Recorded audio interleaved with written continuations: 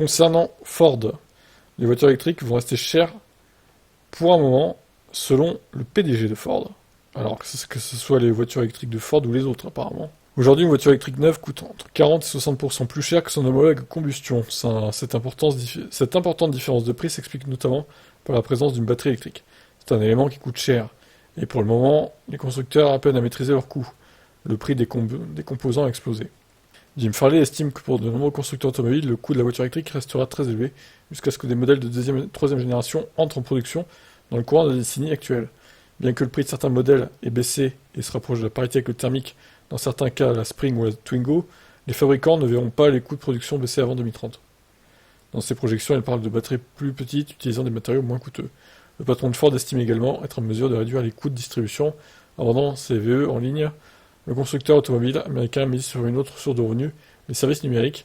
L'entreprise compte actuellement 600 000 abonnés payants à ses services logiciels, dont 200 000 clients pour Blue Cruise. Donc Blue Cruise, on a vu que ça va augmenter à plus de 70 € par mois, 4 fois plus cher qu'avant. D'ici quelques années, Ford compte proposer des assurances basées sur le comportement des conducteurs, comme le font déjà Tesla et General Motors. Une formule d'assurance calculée grâce aux données de conduite enregistrées en temps réel par les constructeurs. Chez Tesla, le prix de l'offre Safety Score dépend de la note attribuée à la conduite des utilisateurs. Pour les constructeurs automobiles, c'est une nouvelle source de revenus intéressante. Il mise sur la coopération entre constructeurs. Ça sera selon lui un point clé pour les professionnels de l'industrie automobile.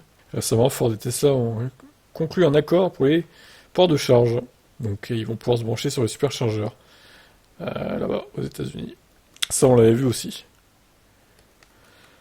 Voilà, bon, bah, à voir hein, si ces prédictions seraient exactes ou pas. Un point de bascule en 2030, ouais, je pense que ça aura lieu un peu avant quand même. Il est un peu pessimiste. La tonne de carbone de lithium est passée de 6 430 € en janvier 2021 à plus de 40 000 en avril 2023. Putain la vache. x5. Non, même plus. x6. Eh ben. Je vous laisse commenter cette interview du patron de Ford.